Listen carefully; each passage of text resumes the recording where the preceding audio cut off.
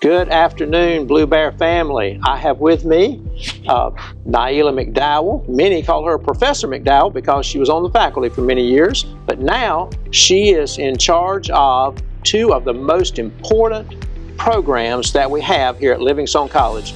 Ms. McDowell, thank you for being with us today. Thank you so much, Mr. T. It's a pleasure. And we're going to talk about two very important programs, both of which you direct. Let's start with the Career Readiness Institute, or as we say, CRI.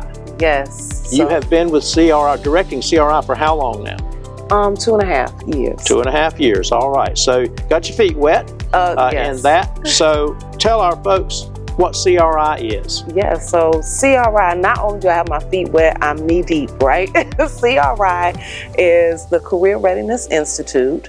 Again, it's been around for about 2.5 years. It's one of Dr. Davis's signature initiatives where we are charged with making sure that every student who graduates leaves Livingstone College with either a career opportunity or they go directly to graduate school. So he says with the diploma in one hand and an opportunity in the other. And so we are excited about the work that we're doing with the Career Readiness Institute, and I'm excited to share that information with the alum. Yes, so let's talk about how we do what it is that we're doing in CRI. How we do CRI, Yes, absolutely. So we work with students from their freshman year to their senior year.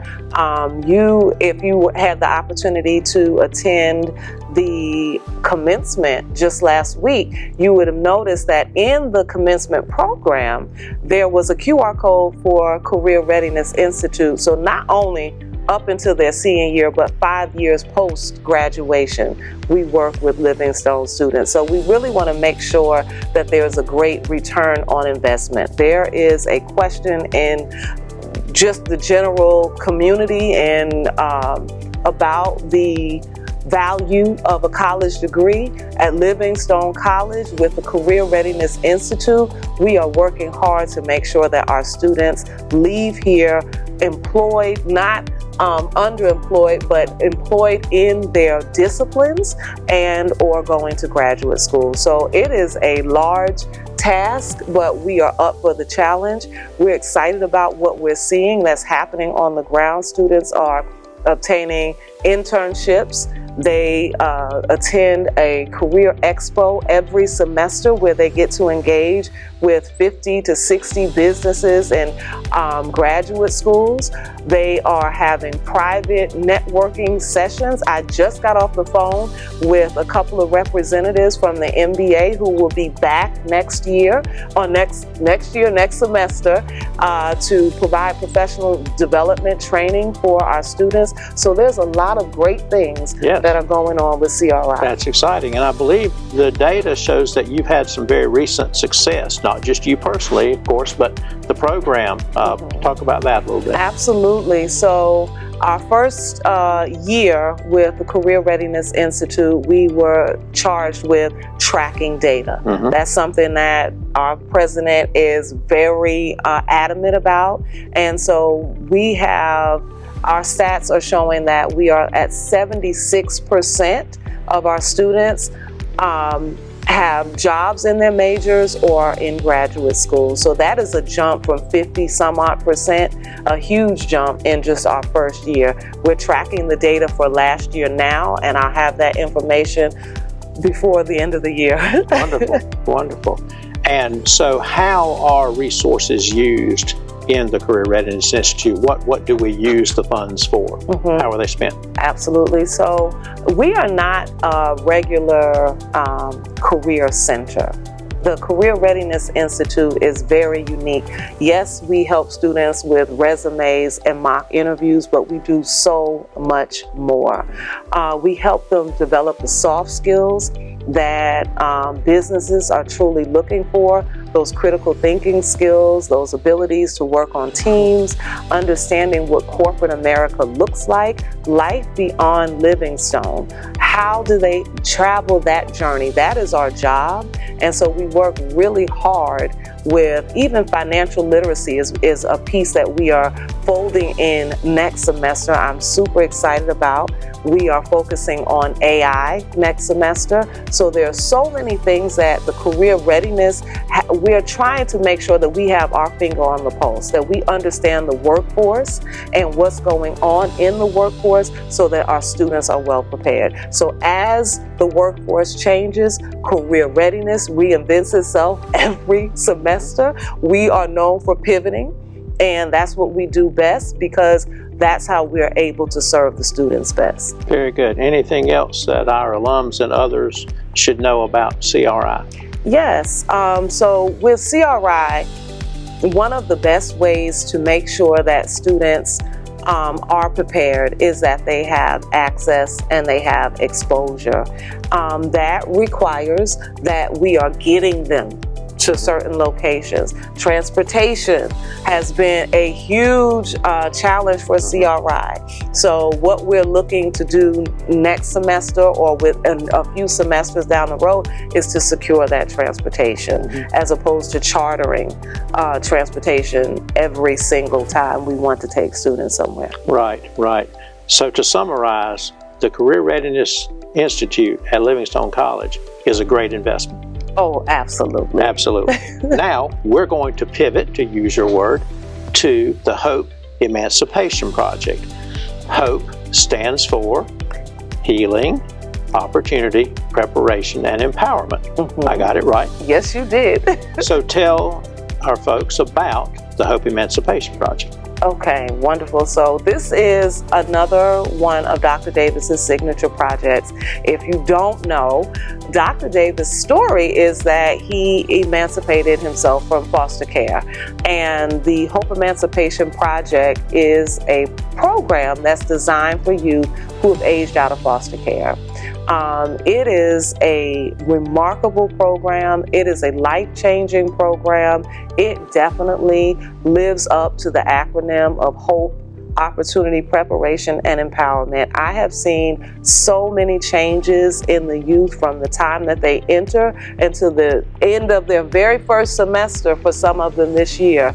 That is remarkable, and we're excited about the work that we're doing. With the Hope Emancipation Project, we're working with the Annie E. Casey Foundation to develop a model that can be used at other HBCUs. So we're not just developing a program to be housed at Livingstone College. We want to make sure that youth who've aged out of foster care, regardless of what institution they go to, have a real opportunity to thrive and to be successful and to go to college and graduate like so many of them want to. And so what we've done at Livingstone is we worked with the structure. Not only have we worked with Annie E. Casey, but internally, we looked at the structure and what did we need to do to change or tweak various programs around campus to make it conducive for this population, not just to attend Livingstone, but to thrive here. And we worked really hard on that for a year, and we're excited to see that this semester is really paying off. We've had a total of 18 students in the program, and they are thriving. They're doing well. And how many of those 18 were here before this semester? 5. And the 18 come from many different geographic locations, correct? Absolutely. One of the things that is unique about this population is that sometimes they have lived in various states. So you can ask one student, where are you from? And you might hear 3 different states. And so we have students who are from Atlanta, from Connecticut, and several of them are from North Carolina, from Charlotte. We have students here from Salisbury. But what has become apparent is that they've developed a bond with each other that is so wonderful to watch and so important, because we don't want anyone to feel alone. We don't want anyone to feel isolated. We want them to know that they are blue bears and that their success is our success. Right. I've had the opportunity to be with them from time to time, and I see exactly what you're talking about with that relational aspect of that.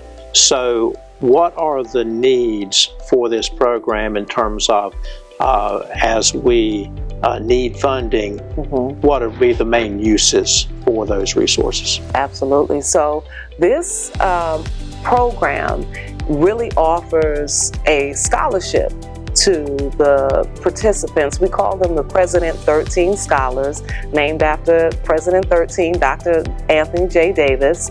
And one of the unique things about this program, well, it's not unique to other programs like this, but one thing that is really great, I would say, about this program is that the youth will not pay out of pocket to attend Livingstone College. We know that there are so many barriers that these youth face, that putting a financial barrier attached to going to college would just make it impossible to be successful. And so what we're doing is trying to erase barriers so that they have the opportunity to graduate college. With erasing that barrier means that the institution will figure out a way to make sure the tuition gets paid. So that's a wide open opportunity for anyone who would like to invest into the program. Scholarships, absolutely. Clothes, absolutely. Anything that, transportation, time, yes. So there are so many ways to get involved with Hope. Right. And I'm sure that if any of our listeners would like to learn more about this program or CRI, we would be very happy for them to ask us, and we will fill them in. And hopefully some of them will see that these are programs, Hope that we're talking about right now in particular, the things that they can invest in. As they invest in Livingstone College, it helps students in a very specific, direct, and powerful way. Absolutely. Anything else you'd like to say about the Hope Emancipation Project? We are just excited to have them on campus, and we're excited that we are able to bring awareness to what actually happens to youth if they don't have this program. So I feel blessed and privileged to be a part of this. Very good. Well, thank you for being with us today. I'm sure this has been informative for our listeners, and hopefully it'll make a difference in days, months, and years to come. Thank you very much. Thank you.